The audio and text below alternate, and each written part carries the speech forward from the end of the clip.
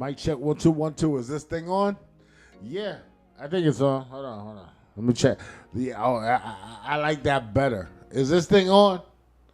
Okay. So, we out here. How y'all doing? Y'all doing good? All right. Yeah, it's all rhymes, baby.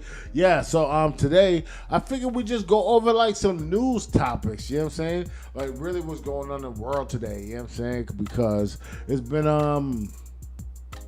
a crazy couple days, right? Okay, so like I'm not even trying to laugh as I like go to YouTube to try and pull all this news up. You know what I'm saying? But I gotta be honest, like yo, it has been a crazy last couple weeks. You know what I'm saying? And I've been right here with y'all, you know what I mean, making sure y'all get all these updates. So like all right, US drops bombs. Like US drops bombs, right? On Iran. So what do y'all think that's all about? Right? I mean, as you know, I don't want to like give too much of my opinions, but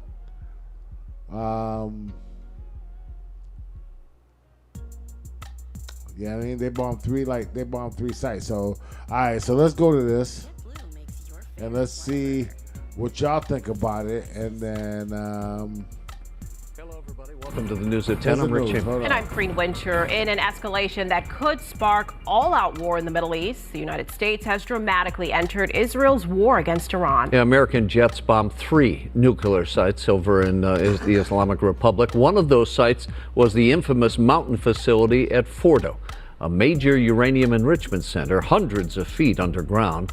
And in a speech to the nation, as you heard, President Trump said that all of the sites were, quote, completely and totally obliterated. We have live team coverage tonight. KTLA's Sarah Welch is getting local reactions to the strikes. But first, to Rachel Menitoff now from the KTLA News Center with details of the military action. Rachel.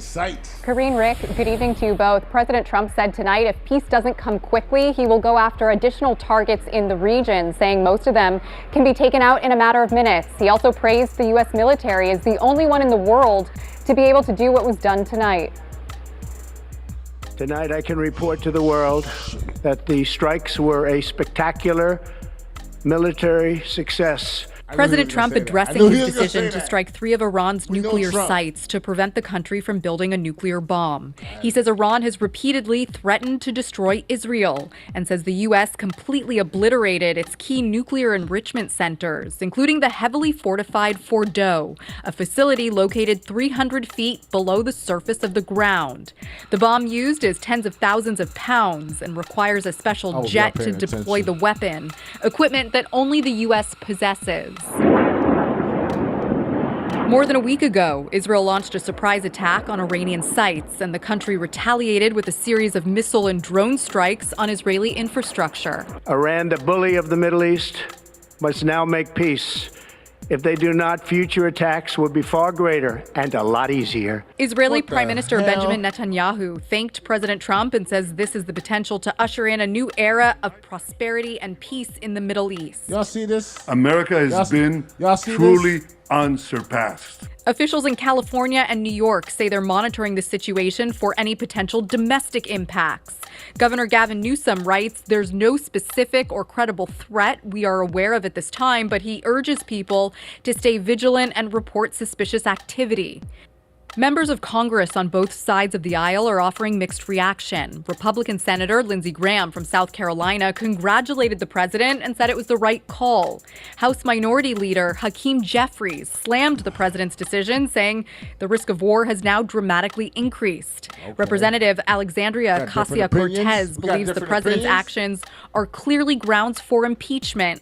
Independent Senator Bernie Sanders addressed the operation at a rally in Oklahoma. But it is so grossly unconstitutional. All of you know.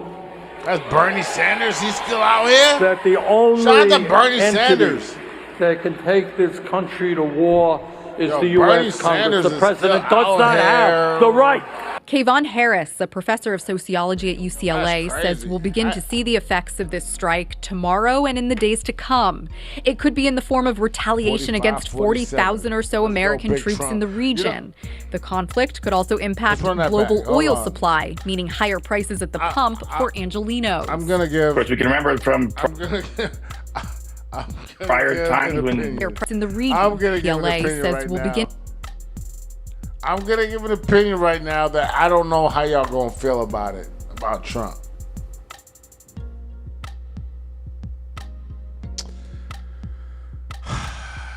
Look at this picture of Trump.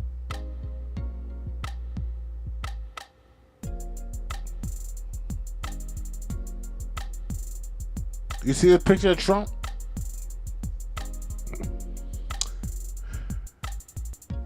Okay? I'm going to give you 10 seconds before I tell you what I'm thinking about. Look what you see, right? Look what you see and look and think about what I'm going to say about Trump. Think about what I'm going to say about Trump. I'm going to give you 10 seconds. 10.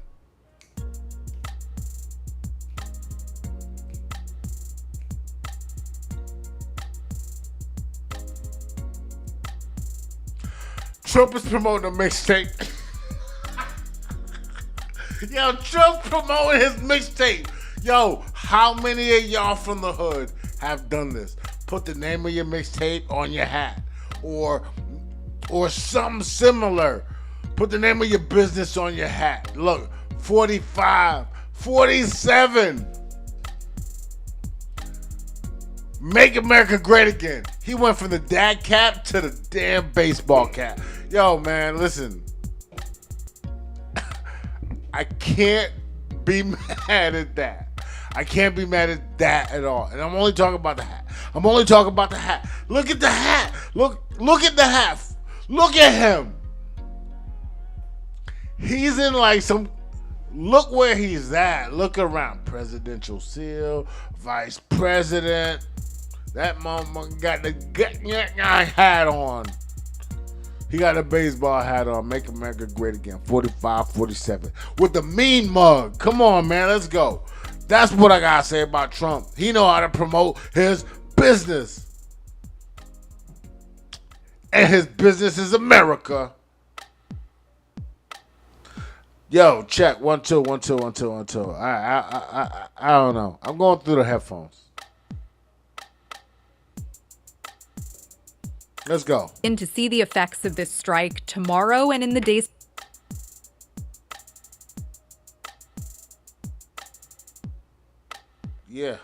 to come.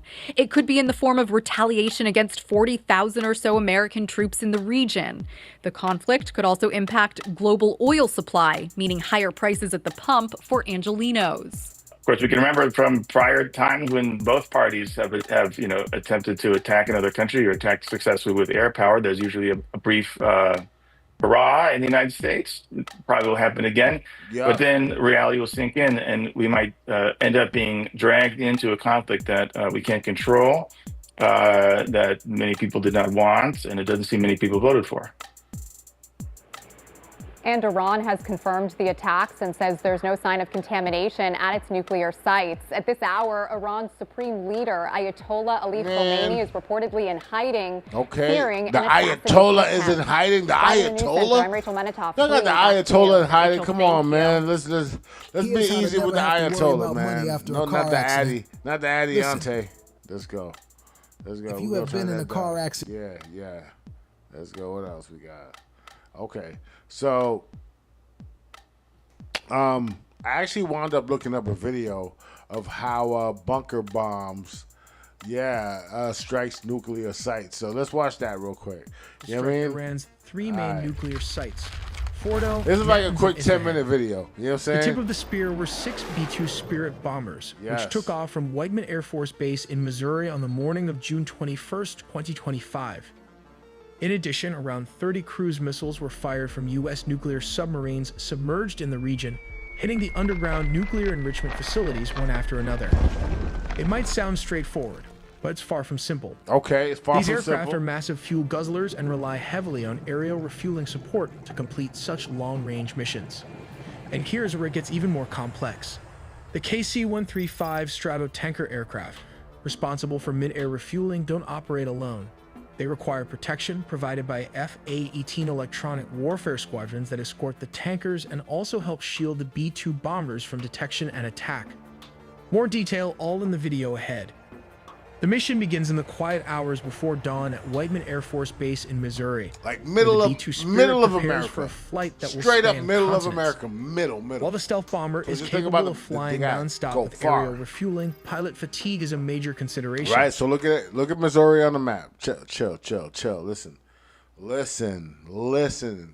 Warfare squadrons that escort the tankers and also help shield the B-2. The mission begins in the quiet hours. You see it on the map? Middle of America. Literally dot center almost. Right? That's where they started this particular mission. And don't forget, they got bases everywhere. Before dawn at Whiteman Air Force Base in Missouri. Okay. Where the B-2 Spirit prepares for a flight that will span continents. While the stealth bomber is capable of flying nonstop with aerial refueling, pilot fatigue is a major consideration. Okay. To mitigate this, the U.S. has strategically positioned Allied air bases in Qatar, closer to Iran, and on Diego Garcia, and possibly forward operating bases such as Anderson Air Force Base in Guam, one of the most strategic U.S. military bases in the world. By redeploying several B-2 Spirit bombers from the 509th Bomb Wing to Diego Garcia, the U.S. ensures a secure launch point for operations across the Middle East, Africa, and the Indo-Pacific. A carefully calculated military strategy that enhances both survivability and operational reach. But they were also escorted by aircraft carriers and submarines. Oh, shit. Across the Arabian Sea, FA-18 Super Hornets and EA-18G Growler launched from the... Man, this is crazy. Arabian Sea, so... decks of U.S. carriers, their roles already defined. Some will clear a path through Iran's air defenses, while others will guard the tankers that keep the entire operation airborne. The KC-135 Stratotankers, laden with fuel, loiter in friendly airspace over Saudi Arabia, but crews aware that their unglamorous task could mean the difference between triumph and catastrophe. As the B-2s lift off, their jagged silhouettes blend into the night sky. Stealth is their shield, but distance is their enemy. Okay. Hours into the flight, they rendezvous with tankers flying over the canal, gulping fuel midair as FA-18s circle protectively. So see, they was waiting on him. They knew he was going to come up. The growlers emit a cacophony of electronic noise, masking the strike group's movements. Meanwhile, others emit FA-18s circle protective tankers flying over the canal, gulping fuel midair as FA-18s circle protectively. Right, make sure. All right, now the growlers emit a cacophony of electronic noise, masking the strike group's movements. Meanwhile, in underground command centers, U.S. analysts watch real-time feeds ready to redirect forces if Iran's radars flicker to light. Crossing into Iranian airspace is no easy task. Okay. The B-2s must climb to an extremely high altitude, their routes meticulously plotted to avoid known missile sites. Okay. Below the landscape, a vast stretch of mountains and deserts offers little cover, but the bombers' radar-absorbing skin helps them slip past enemy detection. Okay. As the targets come within range, the crews face a critical decision. Launch standoff missiles from hundreds of miles away or descend to drop bunker-busting bombs directly onto fortified sites. You got to go for it. There are different bunker-buster bombs of different caliber, but what sets it apart from the rest is this GBU-57, which is typically delivered by the B-2 Spirit stealth bomber. Due to the bomb's large size and weight, the aircraft can carry only 2 of these weapons in its bomb bay compartments. While it lacks thrusters, the weapon is equipped with 4 active lattice fins and a precision guidance system that enables it to glide accurately to its target using military-grade GPS. This is crazy. Constructed from a specially designed high-performance steel alloy, using its weight when falling under gravity to penetrate or dig itself up to 200 feet of underground soil or concrete. But it's not that easy. How much Iran's is 200 air defenses remain a formidable 200 feet.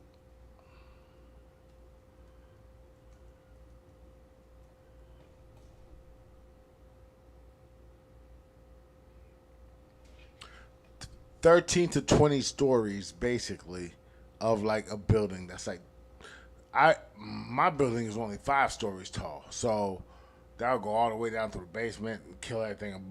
Okay, all right. threat. Let's go. MiG-29s and aging F-14s may not be cutting edge, but they can still be dangerous if they're lucky enough to intercept a B-2 stealth bombers. The stealth bombers have virtually no dogfighting capability and Iranian ground controllers, struggling to cut through the electronic jamming, vector their fighters toward the incoming bombers. Okay. But the U.S. military has its own countermeasures. What is it? Hello. My name is Adam Ferrari. That's a good countermeasure. They have like other planes in the back, so they'll think it's the other planes and not the B. Executive Officer of Phoenix Energy. Let's go. Come on. I look forward to you joining. EA-18 Growler, flooding Iranian frequencies with static to disrupt communications and targeting systems. Confusion spreads, making it harder for enemy pilots to coordinate. If Iranian fighter jets manage to get close, the F-A-18s are waiting. Guided by airborne warning and control system aircraft orbiting safely offshore, they engage with long-range missiles, forcing Iranian pilots to either break off or face certain destruction. The B-2s will now be racing westward to avoid Iranian air defense system. Okay. Behind them, the sky churns with chaos. And apparently they have multiple B-2s, but I don't know how many actually dropped the bombs. Let's go. SAM sites reactivated in desperation unleash salvos that spiral harmlessly into empty air, duped by decoys. Growlers continue their electronic siege, while reserve F-18s surge forward to reinforce the retreat. Over Iraq, the bombers meet tankers again, gulping fuel as F-22 Raptors join the escort, their sensors scanning for threats the Iranians might get muster. Let's take a look at how this works. Step 1. The bomb deployment platform. As previously mentioned, a B-2 stealth bomber flies at a very high altitude. That's step 1. B-2 bomber flies at high altitude. That's step 1. This is how U.S. did this, all right? We're going to clip this. So this is step 1 of how the U.S. bombers strike those nuclear sites in Iran. And I'm not trying to get into it, but this is really, like, kind of interesting to me because I'm like, why would we even do this? Why would we even get into this? Because people talk about World War III. You've seen all the memes. Anyway, let's go. When the aircraft reaches the designated location and the conditions are optimal, it releases the weapon. Okay. Look at the weapon. The bomb is designed for precision, and the deployment height plays a crucial role in its trajectory and effectiveness. So why does the height play a crucial role? I'm going to tell you because I saw this before, but it's because the bomb doesn't have like a propulsion system. You know what I mean? You can't be like fire off the propulsion and be like a missile. It's not a missile, it's a bomb. So it drops. So there's no propulsion. It drops where it drops. But what they came up with is a guidance system. Then step 2 comes the targeting precision. Let's go. The bomb is outfitted with advanced guidance technology. You see? I told you I've seen this. Including GPS and inertial navigation systems, which are military-grade satellites. GPS on that goddamn thing. Then comes step 3, that is adjusting the trajectory. Okay. The guidance information and data is then transmitted to the bomb's 4-lattice motors fins located at the rear. That's step 3. It locked on, and then it said, okay, this is where we going. And now the 4 fins are like, all right. Kind of like boat fins. Oh, shit. That could be a beat. Boom, boom, boom, boom, boom, boom. Anyway, let's go. These fins can move and adjust in real time, allowing the bomb to correct its course as it descends under the force of gravity. These adjustments are essential because the weapon does not have thrusters to change its trajectory. Instead, it relies on the movement of these fins and a high-altitude drop to control its flight path. This is why the bomb must be deployed from a very high altitude so it has enough time and distance to adjust its trajectory accurately. Here comes the most difficult part, that is step 4, impact and penetration. Okay. The bomb, known as the Massive Ordnance Penetrator, weighs approximately 30,000 pounds, which is around 14,000 kilograms. So the weight is a really big part of why this bomb is effective, because it weighs so much, right? It has to have that weight for the impact. It has to have that weight to dig through. So this is going through, if y'all don't know, it's not going through like cement or just like a cement like facility. It's going through like a mountain. Yup.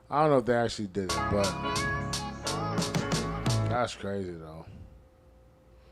Oh yeah, we gotta go to the Diddy update, man. Listen, it's crazy. The Diddy updates is crazy. Well, I don't know what that lady talk about. Let's go.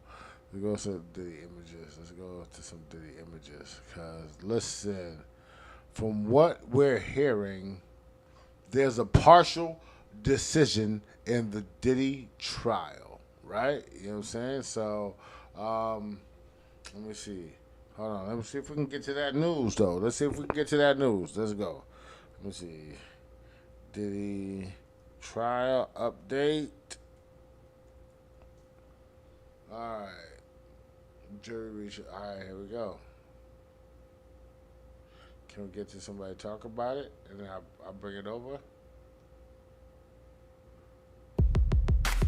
Oh, let's see, the Adiante. That's why I've been telling y'all, the Adiantes, man. Y'all gotta let people get the news. Here we go. Criminal defense attorney Mercedes Colwin, who joins me now on the phone. Mercedes, you just heard that update. So the jury has not come to a consensus on the racketeering charge, but has come to a consensus on counts 2 through 5. 2 counts of sex trafficking by force, 2 counts of transportation for prostitution. We don't know what the jury has decided, but what do you read into what we know so far?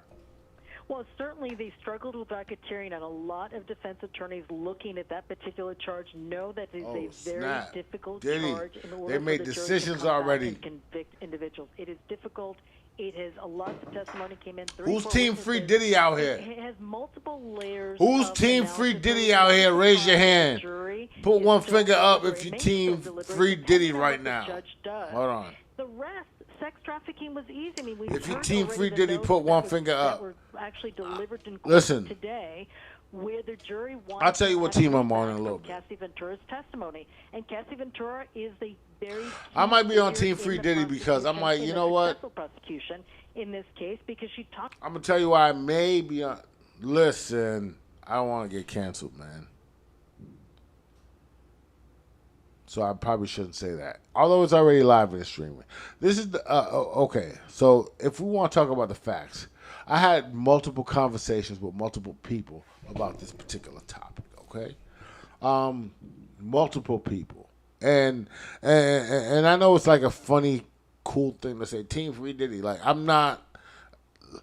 I take that back before you guys really try to cancel me on this. This is what I'm trying to say. Through all the conversations I've had, people have been really mad about the incident about the hotel, right? And this is exactly what I'm talking about. The incident about the hotel is definitely horrible. So is that part of the RICO? That's the thing. So I don't know if they presented it as part of the RICO. Try to follow me. They presented it as evidence as what he was doing and how he was like forcing her in the relationship. Right? That's a fact. They presented it as like, you know, he was abusive and he was definitely a domestic violence person. Right? He beat her up. He didn't deny that. That happened, right?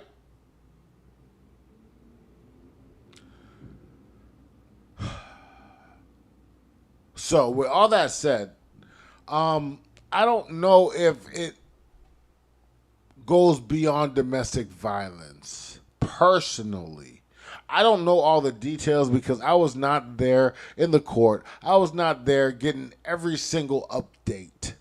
So, if you guys were and you have something to say, please let me know in the comments. I would definitely like to hear it because I did not get every single update. I'll tell you who my sources were. My sources were Academics, Unc in the suit and tie, the lady that Academics and Unc interviewed. Academics interviewed Unc and the lady, that lady, and then the black lady from Lawyers for Hire, Lawyers for something. You know which one I'm talking about. So those were my sources. And I didn't tune in every day. I tuned in every day for like the first 2 weeks, real talk. I even streamed on it. But after that, I'm like, man, I just had like a soul problem. Maybe because I'm still kind of new to the streaming thing, but I had a soul problem on somebody reporting on my life every day, right? I don't want to do Diddy like that, man. I don't want to do anybody like that, even if it's somebody I may not like. You know what I'm saying? I may do an update, but like I didn't feel like reporting on every day. This was a great opportunity for like anybody that's a streamer. Come on, man, stop playing. I did that with my foot, and I fixed it with my foot. This is a great opportunity for anybody that's streaming to just know that, you know what I mean, there's a lot of content out there. It's up to you whether you want to cover it or not, right? Because this Diddy stuff been going on for like literally a month, right? So I had a possibility of a month's worth of content. If you go back into my timeline, you'll see that I did a couple Diddy updates.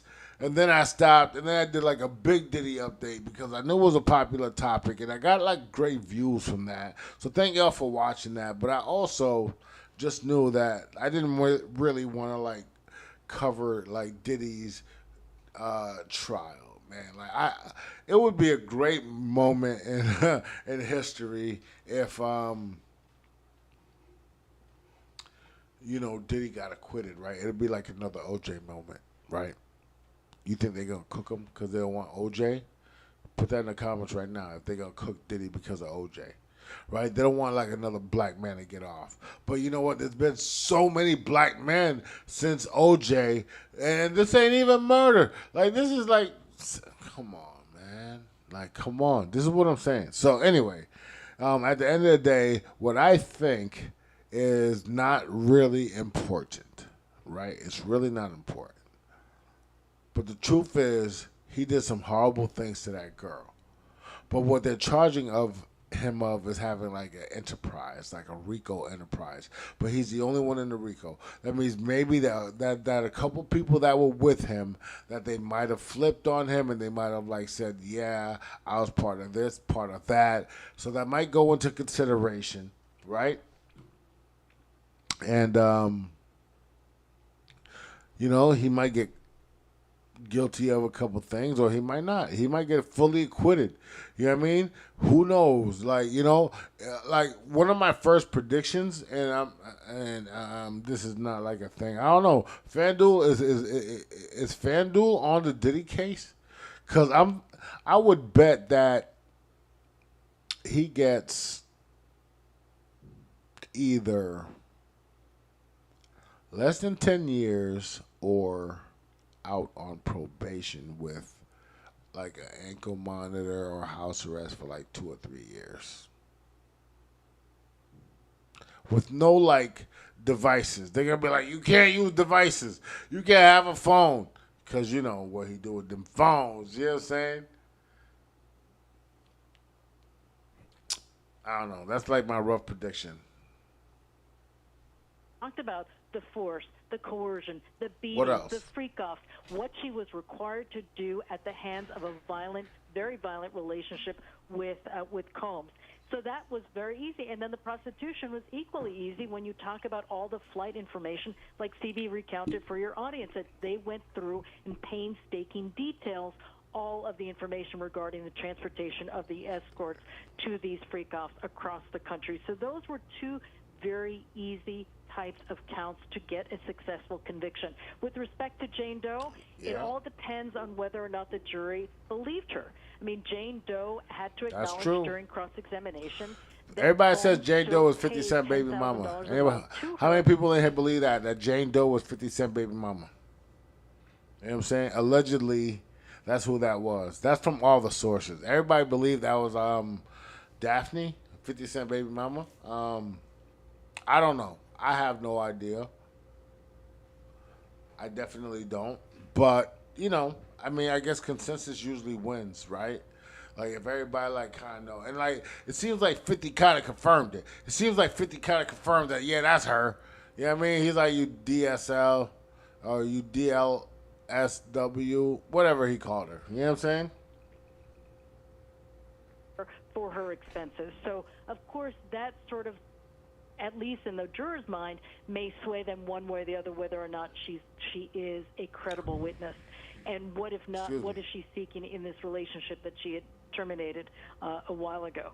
So, if the judge, and frankly, I'm certain this judge will, with some certainty, he will really push for that Allen charge. This has been a 2-month trial. It's exhaustive in terms of all the time and money and resources that were put into this particular trial. The prosecution is pushing. She did say that, right? Hold on.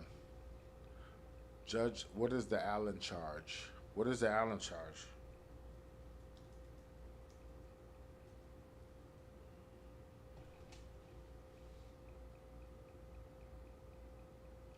What is the Allen and Dynamite charge? When jurors cannot agree on a verdict and report this to a judge, the judge may issue further instructions to them to... Come on, give me more.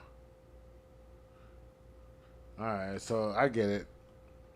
So you know what? In the court of law, Allen charge is also known as a dynamite charge or a shotgun charge. You see what they calling this shit? Like, what the hell is going on, first of all? All right, so we should clip this. Like, what is the Allen charge? Because this is part of the Diddy case. They're saying that the judge made a ruling about the Allen charges in effect. So in the court of law, an Allen charge is also known as a dynamite charge or a shotgun charge in supplementary jury, right? And it's a supplementary jury instruction given to deadlocked jury to encourage them to continue deliberating and attempt to reach a unanimous verdict.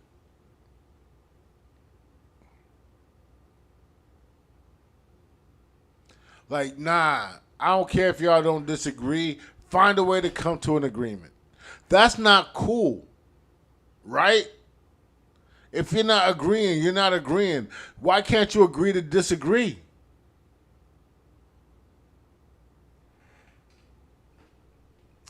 So this is kind of messed up. This is kind of messed up. This is not good for Diddy. This is not good for Diddy, and this is not good for, like, the U.S. This is not good for, like, any case. Come on, like, yo, this is the reason you have jurors, right? This is the reason you have jurors. The jurors are there to be able to make a decision, right? But you're basically forcing them, like, if they don't agree, to make the other decision or the other way around, right? So what the fuck is that about? Come on, man. That's just bullshit, man. Come on. You know what? I just got mad real quick. I just got real mad real quick. You know what I mean? Free Diddy. I can't say free Diddy. I can't say free Diddy. I can't say free Diddy, but, like, come on. Like, when you know what? No, I can't say it. I definitely can't say it. You know why I can't say it? Because there's a thing called victims. Right? There's a thing called victims. And I'm not saying there's not victims, right? There's definitely victims. But what I'm saying is he guilty of the things they charge him for? You know, is he guilty? Is he guilty of, like, racketeering? I'm not saying they weren't victims of his abuse. Obviously, it seems like they were. You know what I mean? God bless his family for sure. God bless his family because they're going through a lot of stuff. Like, whether he's guilty or not, whether you think he's guilty or not, you got to feel bad for his family, right? You don't want your namesake out there making the name not a good name,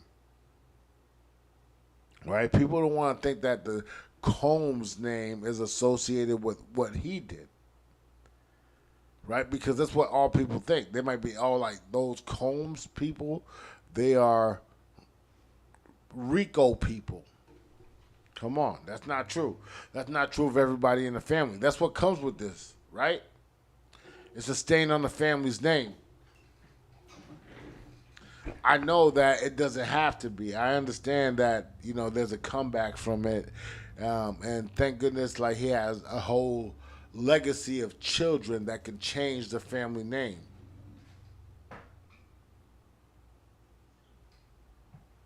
And I gotta say this for all Diddy's kids, man. From an unk. I gotta tell all Diddy's kids from an unk, man, y'all gonna be okay, man. Your dad's gonna be okay. He's gonna be good, man. Listen, I think hopefully he's gonna be straight. But if he's not, if he gets a little time, I think he'd be out soon. If he doesn't get time, you got him back. If he gets a lot of time, he still be out soon. And what I'm trying to say is, you have the opportunity to rewrite history because you know what? We know you are not involved in what he was doing. That's my message to the Diddy family. You know what I'm saying? This is just them taking Diddy, Sean Combs, down for whatever he did to Cassie, mostly. All right. This is why I think it's not fair. Like I feel like it was a relationship dispute. Personally, this is my personal opinion. I'm not like a person that like is into domestic violence. I do not respect or condone domestic violence at all. That's why I know he was wrong for what he did in the video. He apologized for. He said he was in a bad spot. We don't know what people go through, so you know I like to take people for their word. And with that said, I take everybody that testify for their word as well. But I also think that this is like a thing that happened because he fucked up with Cassie.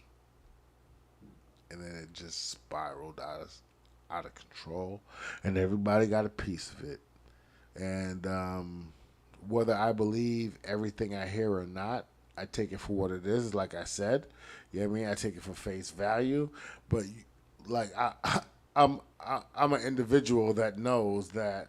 Listen, I don't believe everything I hear, and I understand. Like I try to understand what I'm listening to, right? So, just with that said, we gotta understand that this is a tough situation. This is like big, like the OJ case. I don't know if this is like a thing in history, right? But this is like big, like the OJ case, right? This is like a thing like everybody's watching, like, yo, what's gonna happen to Diddy? You know what I mean? And you know, he's definitely like an icon, but this is like how they try to get Russell Simmons and they didn't get Russell Simmons. Maybe they're going to get Diddy. They got R. Kelly. You know what I'm saying? Like these are people that did some messed up stuff. You know what I mean? I mean, they got Bill Cosby. You know what I mean? Apparently Bill Cosby did some messed up stuff.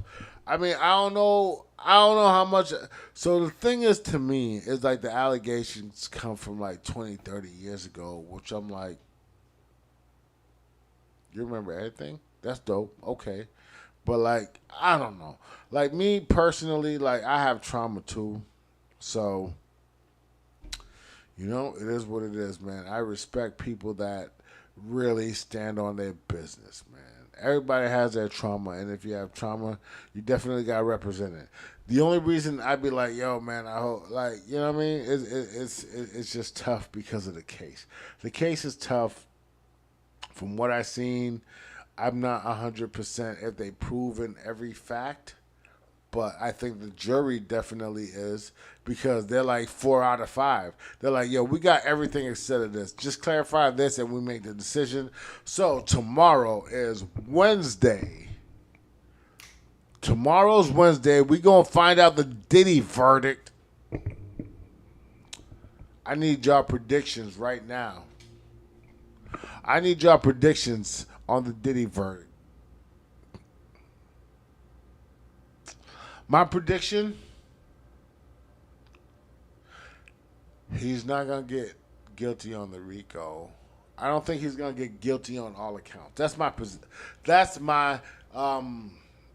prediction. He is not going to get found guilty on every account. He's going to get found guilty on something.